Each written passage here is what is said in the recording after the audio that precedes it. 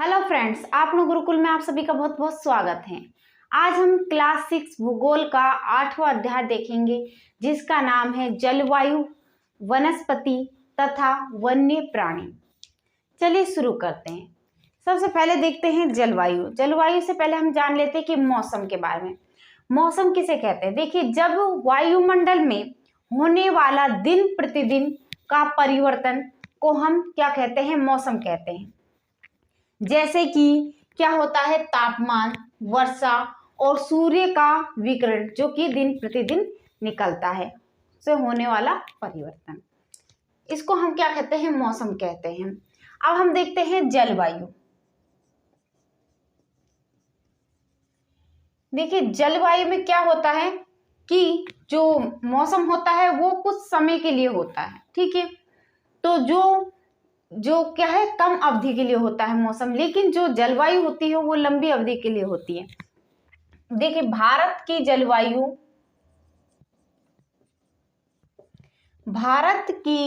जलवायु को अगर जाना जाए मोटे तौर पर, तो ये मानसूनी जलवायु भी कहा जाता है। भारत की जलवायु को मोटे तौर पर मानसूनी जलवायु कहा जाता है। मानसूनी जलवायु कहा जाता है, नहीं लिख देते हैं, ठीक है। भारत की जलवायु को मोटे तौर पर मानसूनी जलवायु कही जाती है, मतलब मौसम पर निर्भर करती है। मानसूनी जलवायु यानी मानसूनी पवनों पर यह जलवायु निर्भर करती है भारत की, ठीक है। तो मानसूनी शब्द,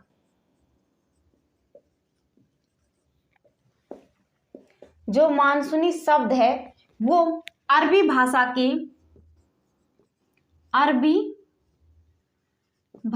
के मौसम शब्द से लिया गया है। अरबी भाषा के मौसम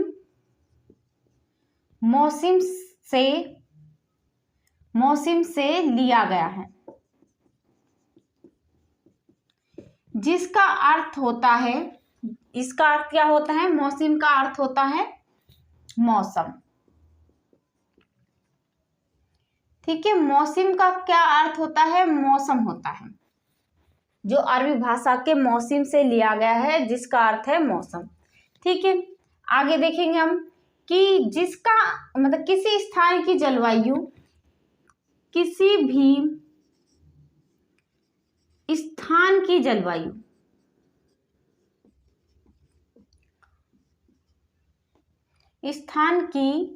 जलवायु किस पर निर्भर करती है? तो देखिए, उसकी स्थिति, ऊंचाई, उसकी स्थिति, ऊंचाई, वो समुद्र से कितनी दूर है, समुद्र से दूरी, तथा उच्चावच कि वो कितनी ऊंचाई पर है या नीचा है, तो उच्चावच पर निर्भर करता है। यानी अलग अलग स्थिति में जलवायु क्या होंगी? अलग अलग होंगी, ठीक है। अगर ऊंचाई है तो उसके हिसाब से समुद्र की से दूरी के हिसाब से क्या होती है? जलवायु परिवर्तन होता है। जैसे कि हम इसको देख लेते हैं कि जैसे मान लो कि जम्मू कश्मीर है, जम्मू कश्मीर में जो क्षेत्र है द्रास और कारगिल, यहाँ पर क्या होता है कि यहाँ पर बर्फीली ठंड पड़ती है, यानी यहाँ पर क्या होती है? बर्फ होती है, बर्फीली ठंड पड़ती है। यही वाला क्षेत्र बहुत ठंडा होता है, ठीक है। अब देखिए मुंबई और कोलकाता। मुंबई और कोलकाता में क्या है कि ये एक तटीय क्षेत्र है, यानी समुद्र के पास है। ये क्या है, एक तटीय क्षेत्र है। तो यहाँ पर क्या होगा, जलवायु मध्यम होगी। ठीक है, क्या होगी, यहाँ पर जलवायु मध्यम होगी। नहीं तो ज्यादा सर्दी होगी, नहीं तो ज्यादा सर्दी होगी, और न ही ज्यादा गर्मी। यानी टेम्परेचर यानी जलवायु क्या होगी, समान होगी। ठीक है, आगे देखेंगे कि जो मासिनराम है, मेघालय का जो क्षेत्र है मासिनराम, यहाँ पर क्या होती है, सबसे ज्यादा वर्षा होती है। तो यहाँ पर क्या हो रही है, सबसे ज्यादा वर्षा। विश्व में सबसे ज्यादा वर्षा कहाँ पर होती है, तो वो भी मासिनराम में होती है। ठीक है, ठीक है, आगे देखिए कि जो आगे है कि राजस्थान, यानी भारत का जो राजस्थान है, राजस्थान का जो जिला है जैसलमेर, जैसलमेर कैसा क्षेत्र है, तो वो गर्म व शुष्क है। कैसा है, गर्म व शुष्क। गर्म व शुष्क होने के कारण यहाँ पर क्या होती है, वर्षा। यहाँ पर किसी वर्ष वर्षा होती नहीं है। ठीक है, ये हो गया कि जो किसी भी स्थान की जलवायु उसकी स्थिति, ऊंचाई और समुद्र से दूरी तथा उच्चावच पर निर्भर करती है। ठीक है, जैसे जम्मू कश्मीर है, वहां पर बर्फ पड़ती है। मुंबई कोलकाता में न तो ज्यादा सर्दी न गर्मी, यानी सब जलवायु समान होती है।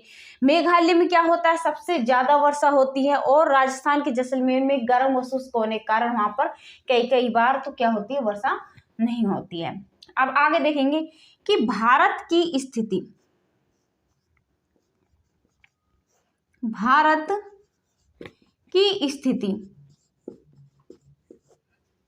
उष्ण कटिबंध। ये भारत की स्थिति किस में आती है, तो उष्ण कटिबंध में होने के कारण, मतलब भारत किस क्षेत्र में आता है, उष्ण कटिबंध में के कारण क्या होता है, अधिकतर वर्षा मानसून पर यानी मानसूनी पवनों पर निर्भर करती है। अधिकतर वर्षा मानसूनी पवनों पर निर्भर करती है।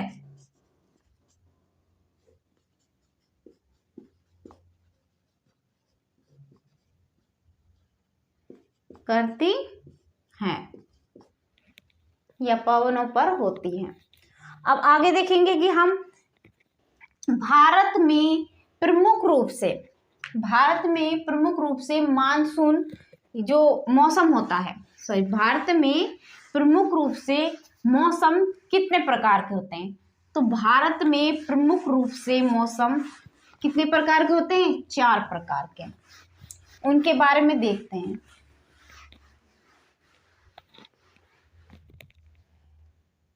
भारत में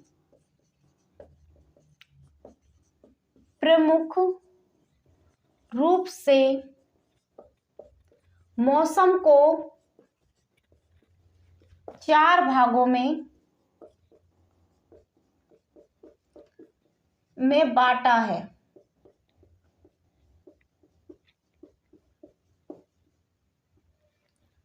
ठीक है, भारत में प्रमुख रूप से मौसम को 4 भागों में बांटा गया है। कौन कौन से में, देखिए पहला है शीत ऋतु, जो कि कब होती है, दिसंबर से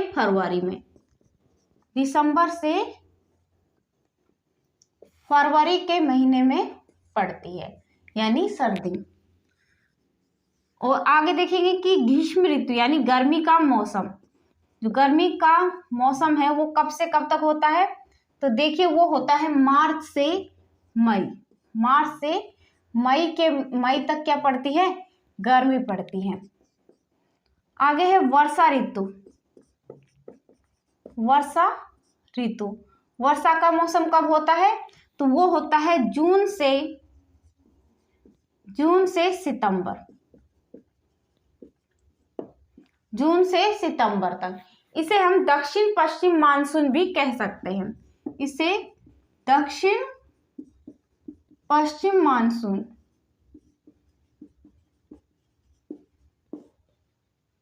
ठीक है, दक्षिण पश्चिम मानसून, क्योंकि इसके कारण ही यहाँ पर वर्षा होती है, दक्षिण पश्चिम मानसून के कारण ही। अब देखिए शरद ऋतु। शरद ऋतु जो चौथा मौसम है वो है शरद ऋतु। ये कब से कब तक होता है, तो देखिए अक्टूबर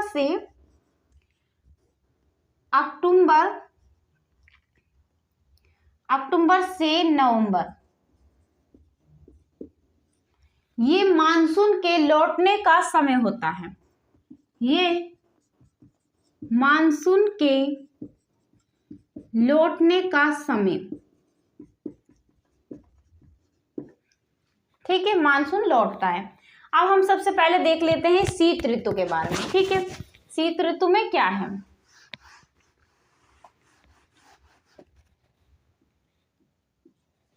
ठंडे मौसम में सूर्य की सीधी किरणें नहीं पड़ती हैं। पहला पॉइंट है कि ठंडे मौसम में सूर्य की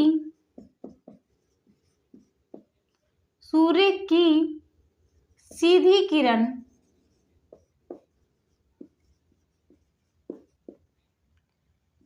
सूर्य की सीधी किरणें नहीं पड़ती हैं।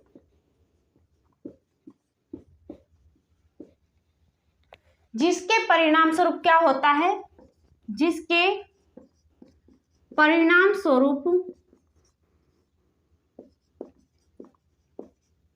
उत्तर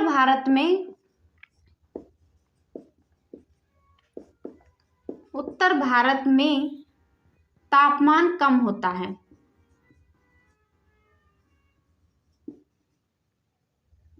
तापमान कम हो जाता है। तापमान कम हो जाने की वजह से क्या होती है, सर्दी होती है। देखिए इसे हम एक मान डायग्राम के द्वारा समझ लेते हैं कि ये क्या है, सूर्य,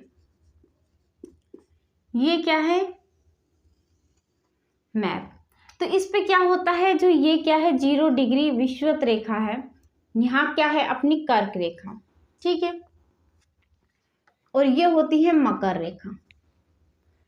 जब सूर्य के चारों तरफ क्या करती है, अपनी पृथ्वी परिक्रमा करती है, ठीक है, परिक्रमा करती है, तो यहाँ पहुंचती है, फिर यहाँ पहुंचती है, फिर यहाँ पहुंचती है। इस तरीके से ये क्या होते हैं, 4 मौसम बनते हैं। तो इस पर जब पहुंचती है यहाँ पर, तो ये क्या होती है, मकर रेखा पर होती है, यानी सूर्य की जो किरणें क्या होती हैं, मकर रेखा पर स्थित होती है, ठीक है। मकर रेखा पर स्थित होने पर यहाँ पर क्या होता है, और जबकि भारत कहाँ है, कर्क रेखा पर। ये क्या है, कर्क रेखा, 23.5 डिग्री कर्क रेखा है, ठीक है। तो ये क्या है, यहाँ पर है भारत, ठीक है, यहाँ भारत है। तो यहाँ पर सूर्य की किरणें क्या है, पहुंचती नहीं है, तो यहाँ पर तापमान कम होता है, ठीक है। यहाँ पर क्या होगा, तापमान कम होगा और क्या होगी, सर्दी होगी, ठीक है, क्योंकि सूर्य की किरणें सीधे सीधे नहीं पहुंच रही हैं यहाँ पर, इसलिए यहाँ पर ठंड होगी और तापमान कम होगा। अब देखेंगे दूसरा क्या है इसमें कि ग्रीष्म ऋतु।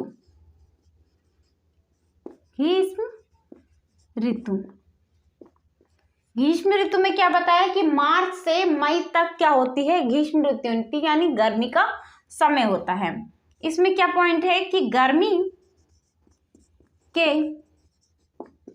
गर्मी के मौसम में सूर्य की सीधी किरण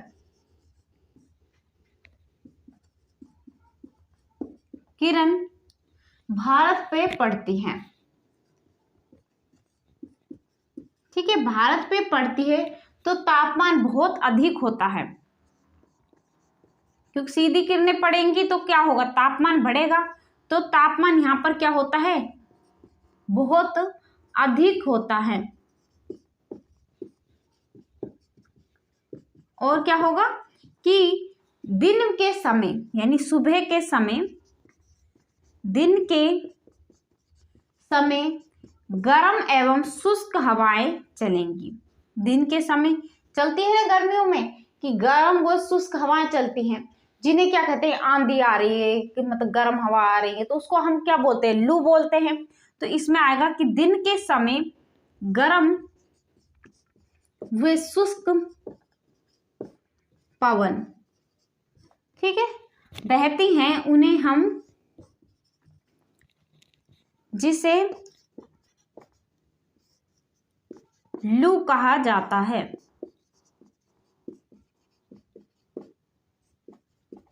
ठीक है, इसमें हम देखेंगे कि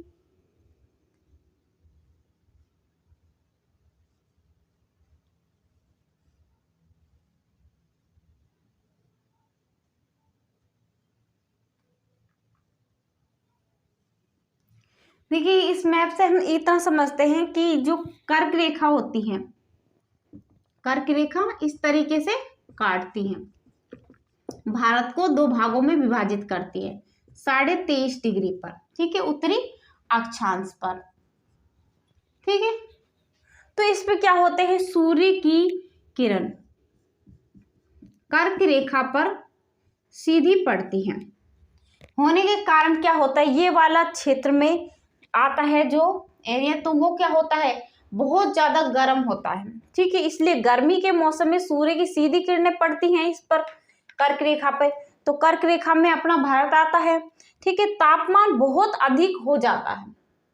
ठीक है, क्योंकि तापमान होगा, दिन के समय गर्म एवं शुष्क पवन बहते हैं, जिन्हें हम लू कहते हैं। अब आगे देखेंगे हम इसमें,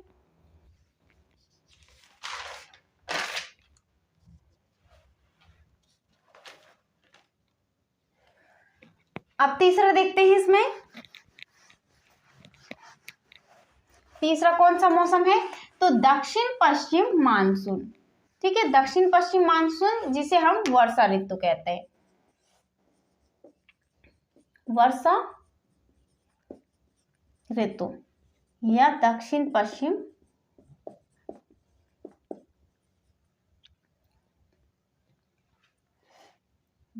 पश्चिम मानसून। ठीक है, ये मानसून के आने का समय होता है, ये है मानसून के आने तथा आगे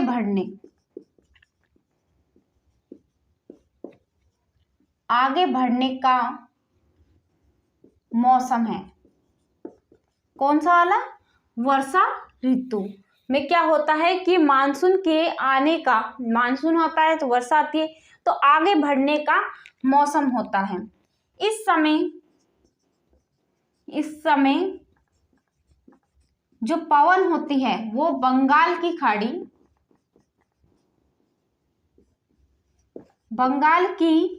खाड़ी तथा अरब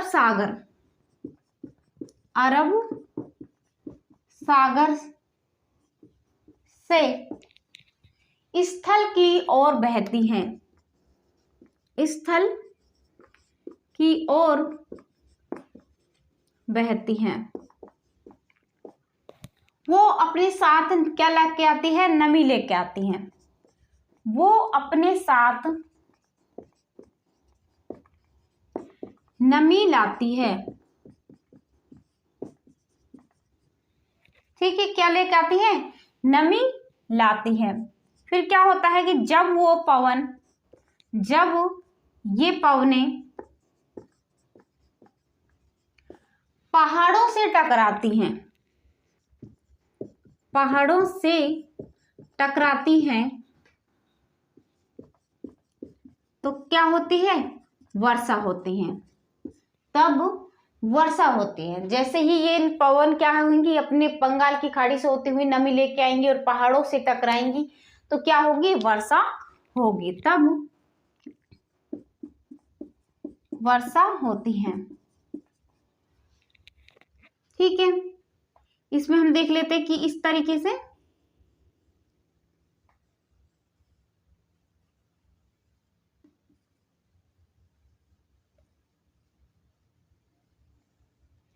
इसमें क्या होता है कि जो मौसम होता है, यहाँ पर क्या होता है कि जो मानसून होता है, मानसून के आने और आगे बढ़ने का मतलब मानसून आगे बढ़ता है इस तरीके से। तो यहाँ पर क्या होता है कि यहाँ पर पड़ता है, यहाँ पर क्या है, बंगाल की खाड़ी। ठीक है, बंगाल की जो खाड़ी है और यहाँ पर अरब सागर है। देखिए अरब सागर और यहाँ होता है हिंद महासागर। ठीक है, तो इसमें क्या होता है कि यहाँ से जो मानसून होता है, मानसून स्टार्ट होता है तो इस तरीके से मानसून बढ़ता हुआ जाता है, अपने साथ बंगाल की खाड़ी से स्थल की ओर बहता है। ठीक है, बहते रहने से अरब सागर और बंगाल की खाड़ी दोनों साइड से क्या होता है, स्थल की ओर बहती हैं। तो क्या होता है कि वो अपने साथ कुछ नमी ले जाता है। ठीक है, यहाँ से कुछ नमी ले जाता हुआ वो पवन क्या जो हिमालय है यहाँ पर इनसे क्या होती है, पहाड़ों से टकराती है और टकराने से क्या होती है, वर्षा होती है। ठीक है, तो इसे ही हम क्या कहते हैं, इस वाले क्षेत्र को अगर हम डायग्राम से इस तरीके से देखें तो ये वाला क्षेत्र होता है पश्चिम और दक्षिण। तो दक्षिण पश्चिम मानसून। ठीक है, दक्षिण पश्चिम मानसून कहते हैं इसको, क्योंकि यहाँ से क्या हो रही है, ये हवाएं जा रही है दक्षिण पश्चिम मानसून की वजह से। तो यहाँ से दक्षिण पश्चिम हो गया। ठीक है, आगे हम देखेंगे कि चौथा क्या कौन सा मौसम होता है। चौथा होता है मानसून के लौटने का समय। मानसून के लौटने का समय या कहें लौटने का मौसम।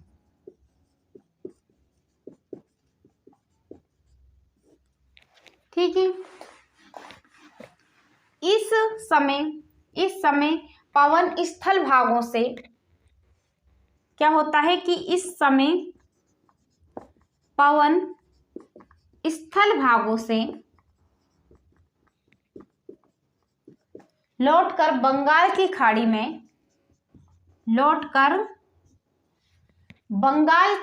में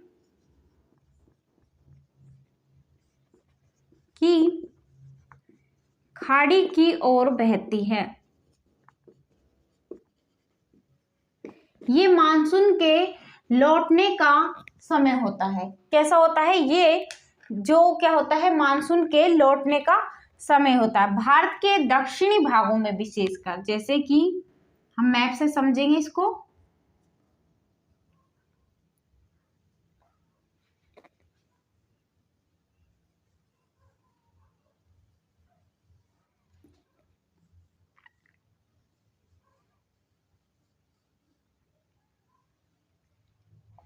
थोड़ा ऐसा ही बनाएं, दोबारा से बना लेते हैं इसको।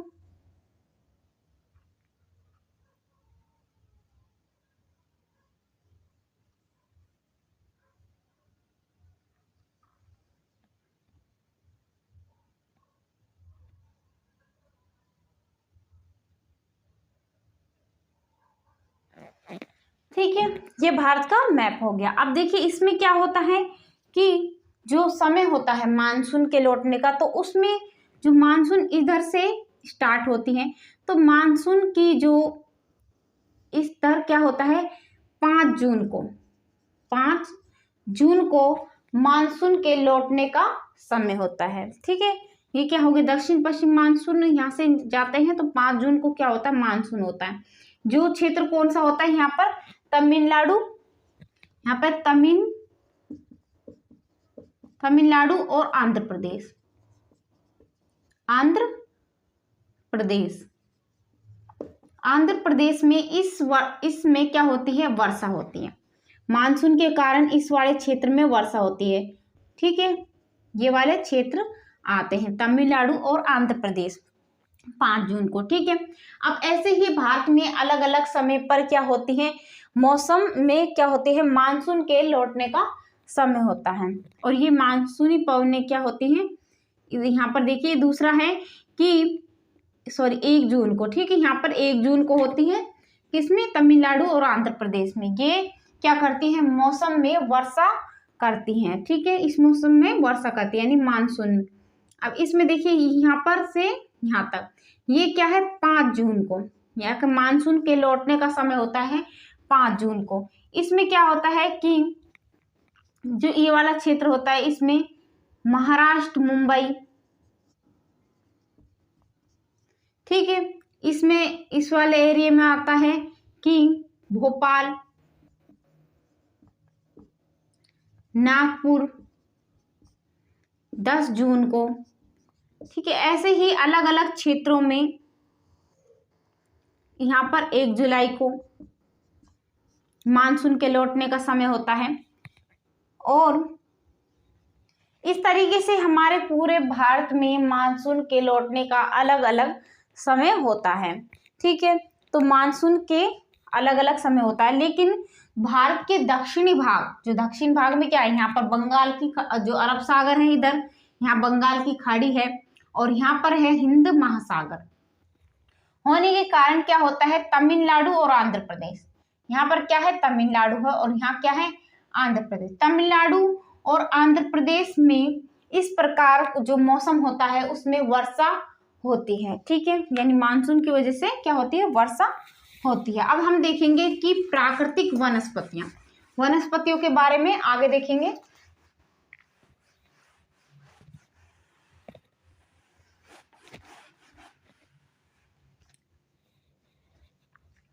प्राकृतिक वनस्पति,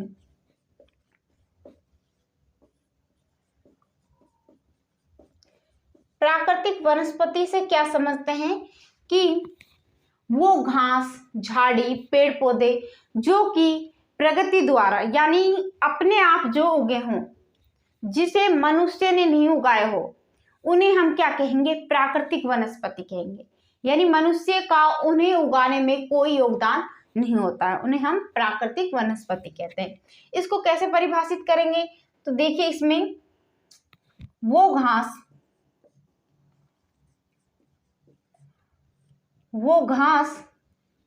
झाड़ियां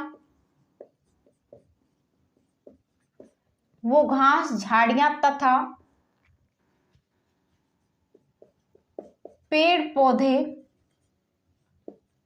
जो बिना मनुष्य की सहायता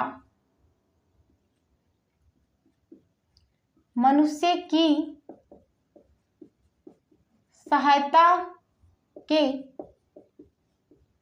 उग जाते हैं या उगते हैं,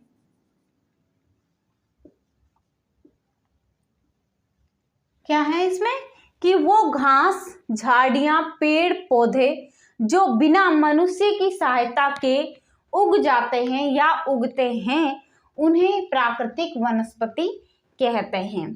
ठीक है, इसमें आगे देखेंगे कि अलग अलग जलवायु में अलग अलग प्रकार की वनस्पति पाई जाती हैं और भारत में अलग अलग जलवायु पाई जाती है। अब उस जलवायु को हम यानी जलवायु की विभिन्नता के कारण भारत में अलग अलग प्रकार की वनस्पति पाई जाती हैं। ठीक है, भारत में अलग अलग जलवायु है तो वहां पर क्या होंगी, अलग अलग प्रकार की वनस्पति होंगी। तो उसमें हम देखते हैं कि भारत की वनस्पतियों को हमने कितने भागों में बांटा है, 5 भागों में। ठीक है, जलवायु की विभिन्नता के कारण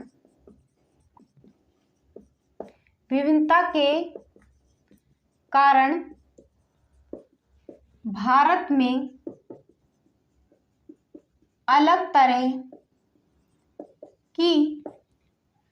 अलग अलग तरह की वनस्पतियां अलग अलग तरह की वनस्पतियां पाई जाती हैं, पाई जाती हैं। इसलिए भारत की वनस्पतियों को, इसलिए भारत की वनस्पतियों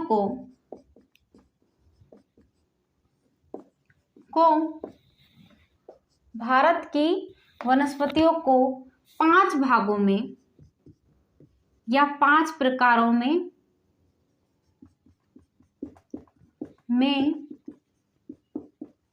बांटा जाता है। कौन कौन से वो 5 प्रकार हैं, यानी 5 प्रकार की वनस्पतियां हैं। तो पहला देखेंगे कि उष्ण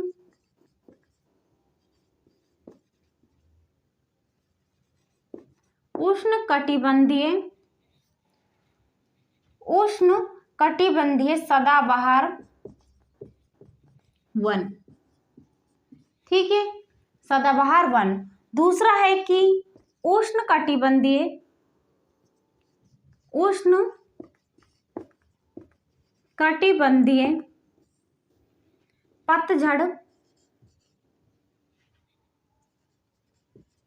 पतझड़ वन, ठीक है।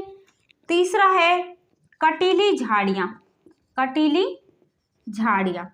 ठीक है, जहां पर क्या होती है, कांटे होते हैं जिस झाड़ी में यानी जिस पेड़ में, उसे कहते हैं कटीली झाड़ियां। आगे देखेंगे चौथा कौन सा है। चौथा है पर्वतीय वनस्पति। पर्वतों पे जो वनस्पति पाई जाती हैं उन्हें पर्वतीय वनस्पति कहते हैं। और पांचवा है मैंग्रोव वन, ठीक है। मैंग्रोव वन के बारे में, इन सब के बारे में हम अध्ययन करेंगे एक एक करके। सबसे पहले देख लेते हैं कि उष्ण कटिबंधीय सदाबहार वन।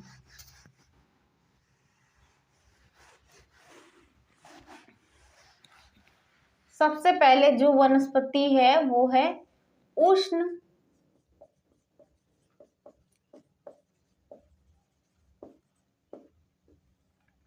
कटिबंधीय सदाबहार वन।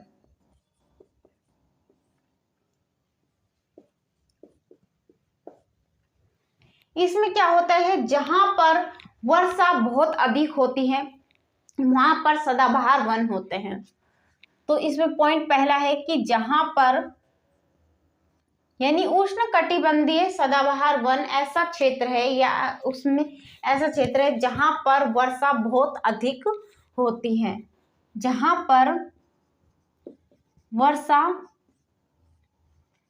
बहुत होती है,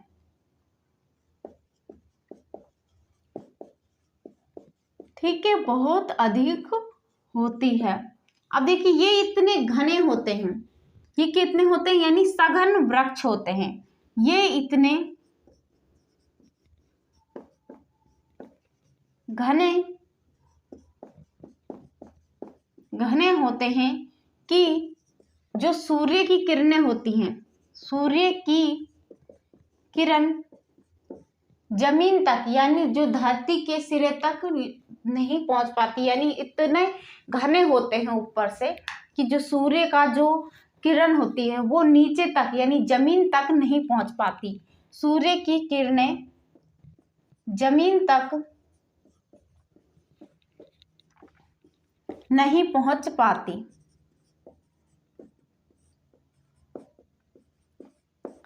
ठीक है, नहीं पहुंच पाती हैं। आगे देखेंगे कि ये हमेशा कैसे रहते हैं, हरे भरे रहते हैं। क्यों? क्योंकि वर्ष के अलग अलग समय पर अपने पत्ते गिराते हैं। तो इसके अगर वर्ष के अलग अलग समय पर पत्ते गिराएंगे तो क्या होगा कि ये सदा हरे भरे रहेंगे, ठीक है, ये सदा हरे भरे रहते हैं, हरे भरे दिखाई देते हैं।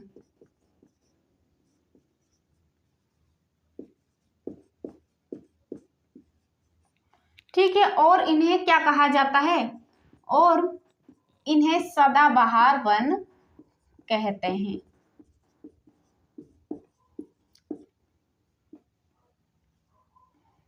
वन कहा जाता है। ठीक है, अब देखेंगे उष्णकटिबंधीय पतझड़ वन। दूसरा कौन सा? उष्ण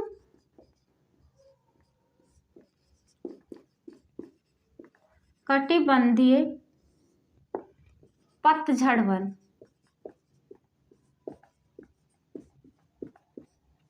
ठीक है, इसमें क्या होते हैं? ये कम घने होते हैं। ये इसके जो वृक्ष होते हैं वो क्या होते हैं? कम होते हैं। ये कम घने होते हैं, घने होते हैं। ठीक है, यानी उष्णकटिबंधीय पतझड़ वन ऐसे होते हैं जहां पर जो वृक्ष होते हैं वो क्या होते हैं? कम घने होते हैं। आगे देखेंगे इसमें कि इस मौसम में मतलब इसे मानसून, इन्हें मानसूनी वन भी कहते हैं। इन्हें मानसूनी वन भी कहा जाता है क्योंकि ये मौसम पर निर्भर करती है, यानी मानसूनी पवनों पर निर्भर करती है। ये क्या होता है? और ये वर्ष के निश्चित समय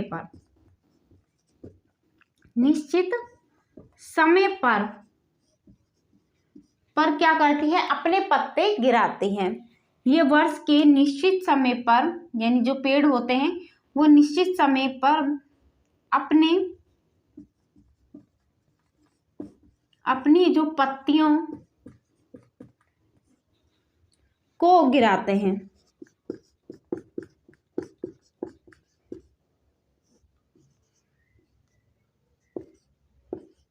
पत्तियों को गिराते हैं।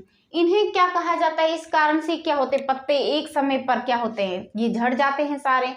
तो झड़ जाने पर इन्हें क्या कहा जाता है? इन्हें पतझड़ वन, इन्हें पतझड़ वन भी कहा जाता है।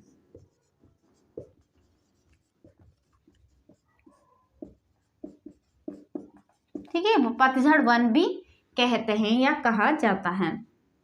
जैसे पीपल का वृक्ष होता है, ये भी अपने निश्चित समय पर क्या गिराते हैं? अपने पत्ते गिराते हैं और एक समय में क्या हो जाते हैं? पतझड़ हो जाते हैं। दूसरा है नीम का, शीशम और सागौन। ठीक है, ये वो वृक्ष हैं जो कि अपने निश्चित समय पर पत्ते गिराते हैं, इन्हें पतझड़ वन भी कहा जाता है। जैसे इसमें क्या था? अनिश्चित समय पर, इनका जो समय निश्चित नहीं था। उष्णकटिबंधीय सदाबहार में ये अपने पत्ते वर्ष के में कभी भी गिरा तो कुछ पेड़ पहले आगे पीछे मतलब इस तरीके से, लेकिन इसमें क्या होता है? एक निश्चित समय में इसके पत्ते गिर जाते हैं, ये पतझड़ वन कहलाते हैं। अब आगे देखेंगे इसमें जो तीसरा है,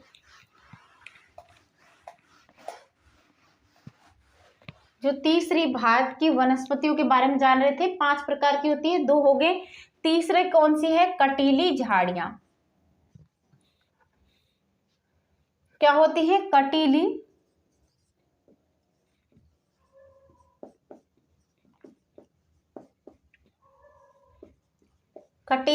झाड़ियां। यहां पर क्या होता है कटीली झाड़ियों में कि देश के शुष्क भागों में ये वन पाए जाते हैं, ये वनस्पति पाई जाती हैं। देश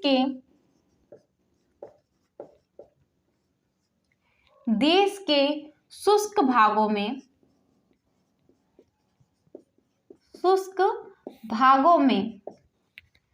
ये पाई जाती हैं। यानी जो कटीली झाड़ियां जैसे वृक्ष हैं वो कहाँ पाए जाते हैं? देश के शुष्क भागों में। शुष्क का मतलब होता है कि पानी की कम मात्रा, जहां पर पानी की क्षति है यानी कम है, वहां पर ये वन पाए जाते हैं। यानी पानी की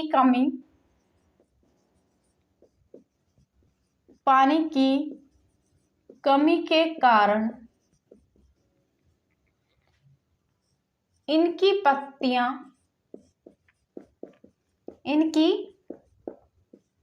पत्तियों में क्या होते हैं? बड़े बड़े कांटे होते हैं।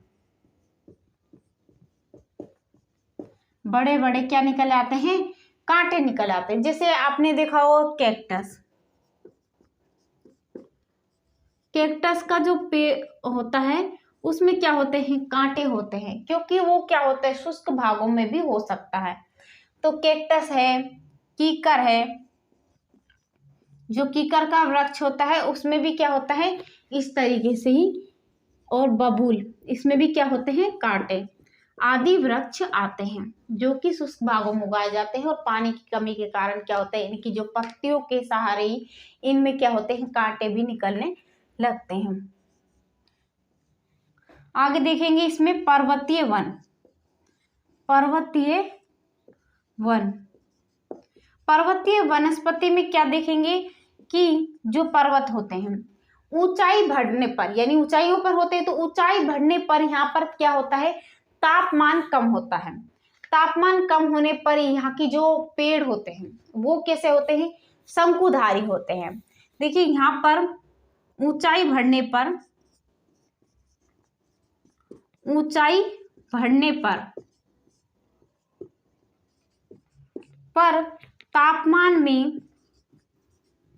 तापमान में कमी आती है।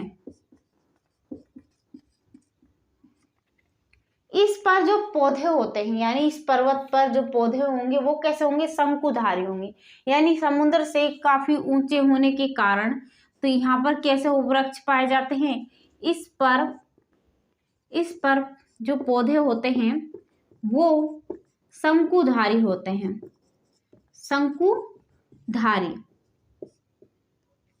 शंकुधारी वृक्ष कहे जाते हैं। जैसे कि हम देखते हैं चीड़ का वृक्ष, जैसे चीड़, पाइन और देवदार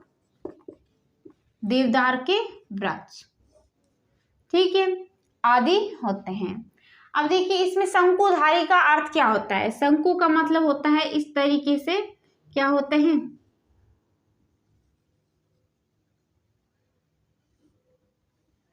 इस तरीके के जो पेड़ होते हैं वो पहाड़ों पर होते हैं और ये कुछ इस प्रकार से होते हैं। तो इस प्रकार जो भी वृक्ष होते हैं उन्हें क्या कहा जाता है, शंकुधारी कहा जाता है। ठीक है, अब हम देखेंगे मैंग्रोव वन। 5वें नंबर पे जो वनस्पति है वो है मैंग्रोव वन से मिलती है, तो मैंग्रोव वन, ठीक है, मैंग्रोव वन में ये वन खारे पानी में भी उगाए जाते हैं। तो ये वन खारे पानी में भी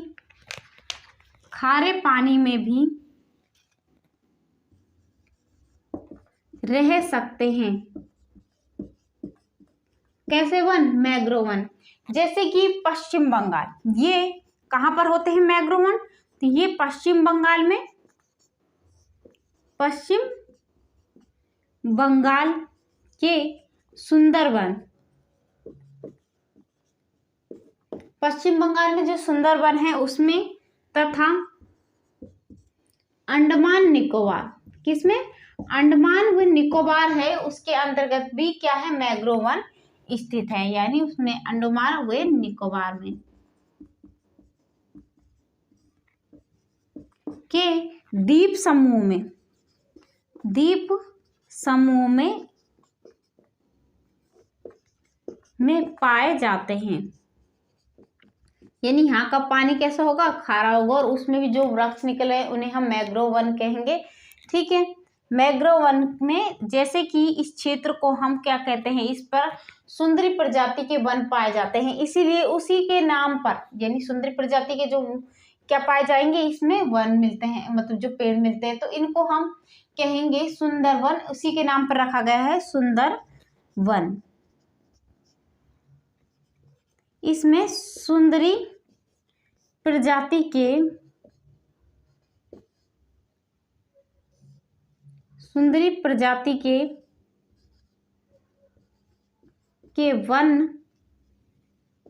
वन मिलते हैं। ठीक है, अब हम आगे देखेंगे इसमें।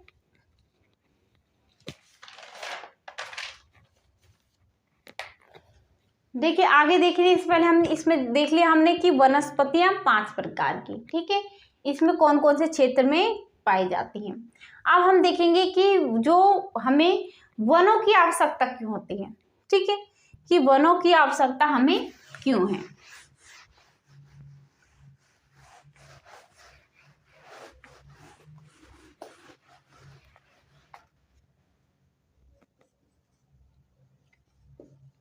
हमें वनों की आवश्यकता क्यों है। तो इसमें आगे बढ़ते हैं। तो ये एक क्वेश्चन है कि हमें क्यों जरूरत पड़ती है वनों की। देखिए इसमें वन हमारे लिए क्या होते हैं।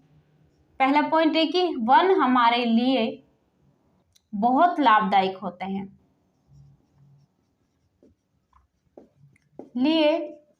बहुत लाभदायक होते हैं। ये विभिन्न कार्य करते हैं, जैसे कि जो पेड़ पौधे होते हैं ऑक्सीजन देते हैं। पेड़ पौधे ऑक्सीजन देते हैं, ऑक्सीजन देते हैं जिसे हम क्या कहते हैं, प्राणवायु, जिनके बिना हम क्या नहीं, जिंदा नहीं रह सकते। इसलिए जिसे हम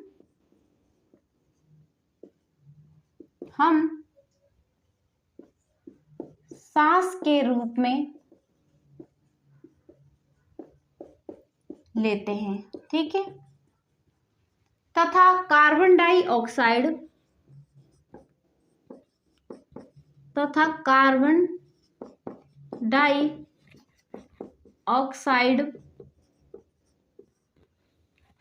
कार्बन डाइऑक्साइड को क्या करते हैं, पेड़ पौधे ग्रहण करते हैं और छोड़ते क्या है, ऑक्सीजन। पेड़ पौधों की जड़ होती है, मिट्टी को बांध कर रखती है और मिट्टी का क्या नहीं होने देती, बहाव यानी अपरदन नहीं होने देती। तो पेड़ पौधे मिट्टी को भी बांध कर रखते हैं। पेड़ पौधे की जड़ें मिट्टी को बांध कर रखती हैं, मिट्टी के अपरदन को रोकती हैं, यानी मिट्टी का अपरदन नहीं होने देती हैं। अब इसमें आगे देखेंगे कि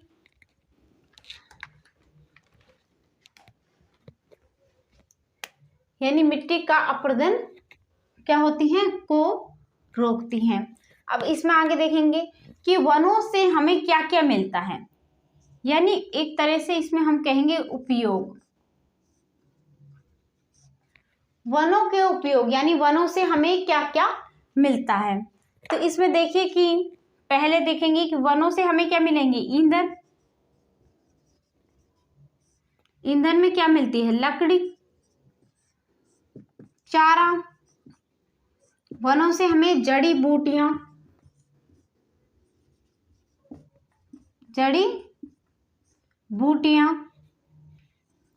लाख,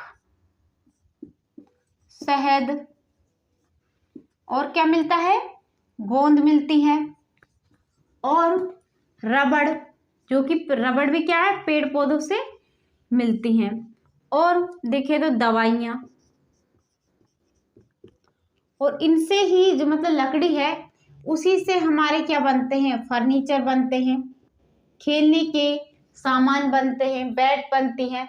तो इस तरीके से खेलने के औजार, घर में ईंधन के रूप में गोंद, रबर आदि बनाने के जो वन है यानी उसकी लकड़ी है वो हमारे काफी काम आती हैं। तो वह वन हमारे लिए बहुत लाभदायक है, ठीक है। अब हम जानते हैं कि वन होते हैं जो वन्य जीवों के प्राकृतिक निवास भी कहा जाता है। यानी जो वन्य जीव होते हैं वो कहाँ रहते हैं, तो वो वनों में रहते हैं। तो इसलिए हम कह सकते हैं कि जो वन है वो उसमें पशु पक्षी अपना, जो पेड़ होते हैं वनों में, उनमें पशु पक्षी अपना घोंसला बनाते हैं। तो पशु पक्षियों का निवास स्थान तथा वन्य जीवों का प्राकृतिक निवास स्थान भी होता है। अब आगे देखेंगे इसमें। अब बचा है वन्य प्राणी। वन्य प्राणी यानी वन्य जीवन। वन्य जीवन यानी वन्य प्राणियों के बारे में अध्ययन करते हैं।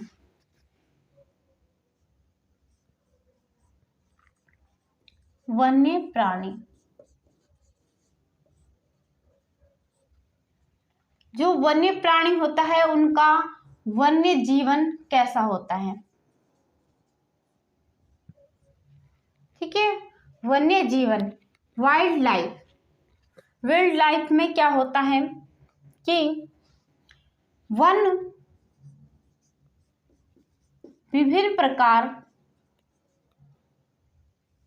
विभिन्न प्रकार के वन्य जीवों का निवास स्थान होता है। वन विभिन्न प्रकार के वन्य जीवों का निवास स्थान होता है। ठीक है, आगे की जो मतलब जो ये वन है, तो भारत में वन्य जीवों को संरक्षण के लिए 1972 में एक एक्ट यानी एक एक्ट पारित किया गया था। तो उसी में देखते हैं कि आगे कि भारत में वन एवं वन्य जीवों के संरक्षण के लिए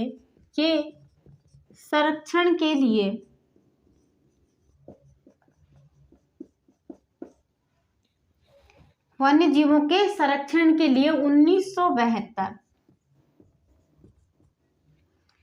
1972 में वाइल्ड लाइफ एक्ट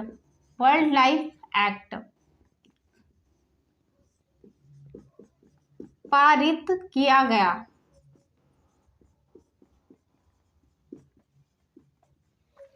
अब जो इसमें हम आगे देखेंगे कि क्या पारित किया गया था। 1972 में वाइल्ड लाइफ एक्ट पारित किया गया था। अब आगे देखेंगे कि वनों में वन में कौन क्या क्या रहते हैं। तो वनों में जंतुओं की हजारों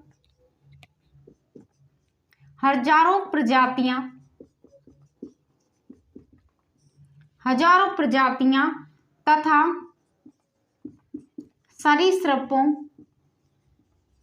सरीसृपों यानी इन सभी की क्या होती, हजारों प्रजातियां होती रहती। सरीसृप है, जैसे उभयचर है।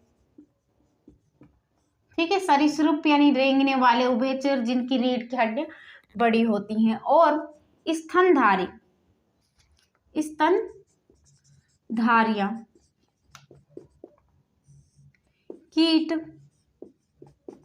कीटों तथा कृमियों, क्या होता है, कृमियों का निवास स्थान होता है वन का निवास स्थान। ठीक है, निवास स्थान होता है। अब निवास स्थान होता है तो उसमें वन में क्या होते हैं, अभयारण्य। आपने सुना होगी वनों में क्या होता है, वन्य जीव अभयारण्य, राष्ट्रीय अभयारण्य और राष्ट्रीय उद्यान। ठीक है, जो अभयारण्य होते हैं वनों में क्या होते हैं, अभयारण्य जो क्या होते हैं, वन्य जीवों के संरक्षण के लिए बनाए जाते हैं। ठीक है, अभयारण्य क्या होते हैं, छोटे होते हैं। अभयारण्य कैसे होते हैं, तो ये छोटे होते हैं। लेकिन जबकि जो राष्ट्रीय उद्यान होता है वो क्या होता है, काफी बड़ा होता है। जबकि राष्ट्रीय उद्यान होता है वो काफी बड़ा होता है, यानी आकार में बहुत बड़ा होता है।